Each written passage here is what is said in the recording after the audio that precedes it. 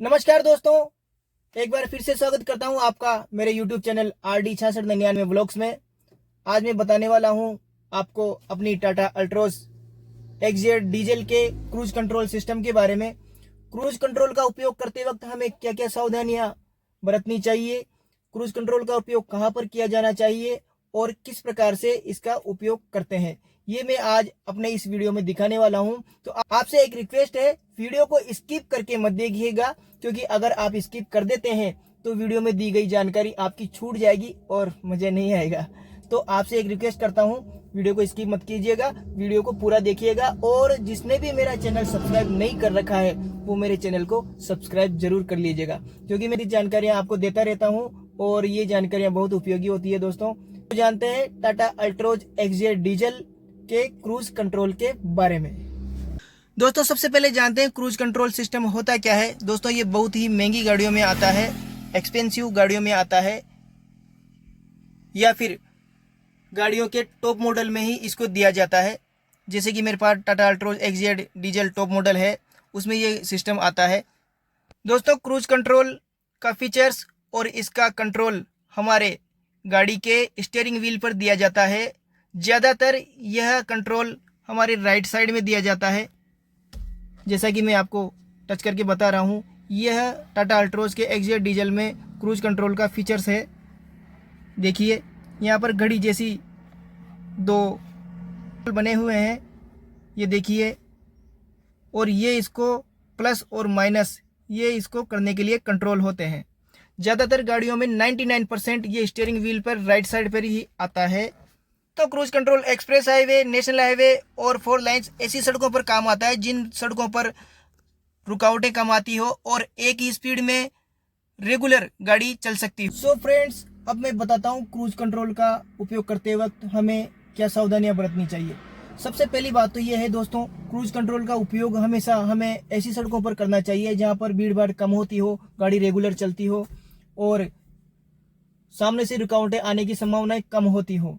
क्योंकि cruise control के समय गाड़ी एक ही स्पीड पर चलती रहती है। हम क्रूज कंट्रोल का उपयोग करते वक्त क्योंकि हमें एक्सीलेंटर से पैर हटा देना होता है और गाड़ी ऑटो मोड पर चली जाती है ड्राइव होने के लिए, वो खुद अपनी स्पीड मेंटेन करती है जो हमने उसमें सेट कर रखी है। जैसे पर दोस्तों, हम भीड़ भाड़ वाली सड़कों पर अगर क्रूज कंट्रोल का उपयोग करते हैं, जैसे कि साधारण रोड होते हैं, लिंक रोड होते हैं, हमारे गांव शहर के जो सामान्य रोड होते हैं, अगर वहां पर इनका उपयोग करते हैं तो सामने से दूसरी गाड़ी या किसी जानवर या किसी व्यक्ति के या साधन के आने की संभावनाएं बढ़ जाती है और दुर्घटना होने की संभावनाएं बढ़ जाती है। इसलिए इसका उपयोग ज़्यादातर 100% हाईवेज पर ही किया जाता है जहां पर हमें रेगुलर चलना होता है।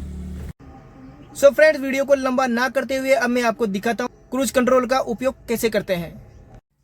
सो फ्रेंड्स, करते हैं अपनी गाड़ी स्टार्ट।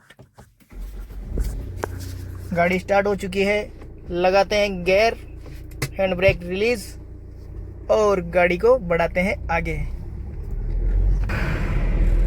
दोस्तों, क्रूज कंट्रोल फीचर्स तब एक्टिव होता है जब हमारी गाड़ी कम से कम 60 की स्पीड में मेंटेन हो जाए, यानी कि 60 किलोमीटर प्रति घंटे की स्पीड से चलने लगे। उसके बाद में ही हमारा क्रूज सिस्टम एक्टिव हो पाएगा। देखिए दोस्तों, इस वक्त हमारी गाड़ी 60 किलोमीटर प्रति घंटे की स्पीड से चल रही है और उसी वक्त मुझे, जैसे कि मैंने आपको कंट्रोल में बताया था, ये वाला घड़ियों वाला फीचर्स, इसके ऊपर वाला ये बटन हमें दबा देना है। ये देखिए, ये मैंने अपना क्रूज कंट्रोल एक्टिव कर दिया है। इसके लिए मैंने सबसे पहले गाड़ी को 60 किलोमीटर प्रति घंटे की स्पीड से चलाया और उसके बाद में इसमें जो घड़ी के सिंबल होते हैं उसमें से मैंने ऊपर वाला एक्टिव वाला बटन मैंने इसमें दबा दिया। एक्टिव वाला बटन दबाते ही क्रूज कंट्रोल एक्टिव हो चुका है। और इसके बाद में अब फ्रेंड्स, इसके बाद में मैं यहाँ पर प्लस और माइनस जो 2 बटन होते हैं उससे इस क्रूज कंट्रोल को मेंटेन कर सकता हूँ। अगर मैं इसमें प्लस वाला बटन दबाता हूँ तो हमारी गाड़ी की स्पीड बढ़ने लग जाती है। जिस स्पीड में हमें सेट करना होता है उस स्पीड पर हम इसको बढ़ा सकते हैं प्लस का उपयोग करके।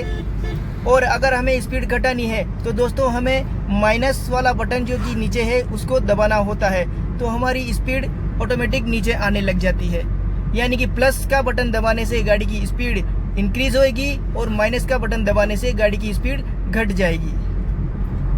और जब हमें क्रूज कैंसिल करना है तो ये घड़ी वाला सिंबल हमें वापस दबाना है, इससे हमारा क्रूज वापस कैंसिल हो जाएगा।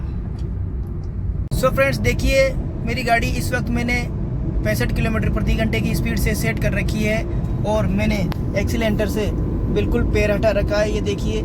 फिर भी मेरी गाड़ी एक ही स्पीड पर मेंटेन होकर चल रही है। और जब मैं इस प्रकार लंबा चलूँगा तो मेरे पैरों को आराम मिलेगा, मेरी गाड़ी एक ही स्पीड पर चलती रहेगी। और इस प्रकार ड्राइवर को, जिस गाड़ी में क्रूज कंट्रोल है, उसको मेहनत कम करनी पड़ेगी, क्योंकि लॉन्ग ड्राइव पे जब हम चलते हैं तो उस वक्त दोस्तों गाड़ी की स्पीड को मेंटेन करने के लिए हमें रेगुलर एक्सीलेंटर पर पैर रखना होता है। और उस वजह से अगर हम 100, 200, 300 किलोमीटर, 500 किलोमीटर रेगुलर चलते हैं तो हमारी पैर की जो नसें होती है, पैर की जो मसल्स होती है, वो अकड़न मारने लग जाती है और हमारा पैर दर्द करने लग जाता है। तो इसलिए दोस्तों क्रूज कंट्रोल फीचर्स काम आता है। और फ्रेंड्स, क्रूज कंट्रोल का एक और सबसे बड़ा बेनिफिट होता है, जिन गाड़ियों में क्रूज कंट्रोल आता है उनको एक और फायदा होता है जो बहुत ही खास माना जाता है, जिसको बहुत ही प्राथमिकता दी जाती है। वो फायदा होता है, बताऊं? चलिए देखते हैं, बताता हूँ। इन गाड़ियों में क्रूज कंट्रोल का फीचर्स होता है। अगर उन्हीं गाड़ियों में क्रूज कंट्रोल के साथ साथ economy mode, city mode, off roading mode, rough mode, ऐसे मोड अगर शामिल हो जाते हैं तो गाड़ी के क्रूज कंट्रोल का उपयोग करना और ही लाभदायक हो जाता है। जैसे कि ये वाला जो बटन यहाँ पर दिया हुआ है, इसमें 2 मोड आते हैं, इकोनॉमी मोड और सिटी ड्राइव मोड। जैसे कि अभी आप आवाज़ सुनिएगा, मैं इसको दबाता हूँ। City drive mode activated. Madam ने अभी बोला सिटी ड्राइव मोड एक्टिवेटेड, और मैं इसको फिर दबाता हूँ। Economy drive mode activated. Economy drive mode activated. इसका मतलब होता है कि अगर मुझे सिटी में चलानी है या उससे मज़ा लेना है, मतलब गाड़ी के पावर का पूरा उपयोग लेना है, तो मैं इसको सिटी ड्राइव मोड में चलाऊंगा।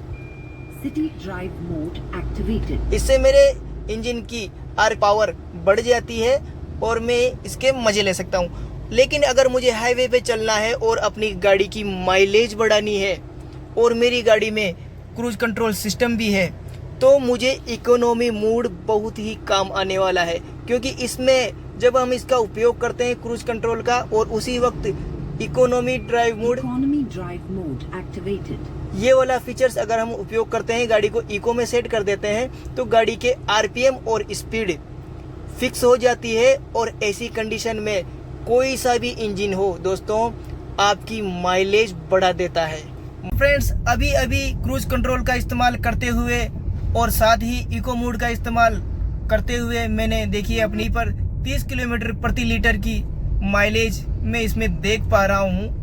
अब पता नहीं भाई ये दे रही है या नहीं दे रही है, लेकिन माइलेज ज़रूर इंक्रीज हो जाती है। उम्मीद करता हूँ आपको मेरा ये वीडियो, जिस पर मैंने बहुत मेहनत करी है, पसंद आया होगा। आपसे एक रिक्वेस्ट जो मैंने शुरू में भी करी थी और अभी भी कर रहा हूँ, दोस्तों वीडियो को लाइक ज़रूर कीजिएगा और मेरे चैनल को सब्सक्राइब ज़रूर कीजिएगा। मैं आपके लिए इसी प्रकार के अच्छे वीडियो लाता रहता हूँ और आपको दिखाता रहता हूँ।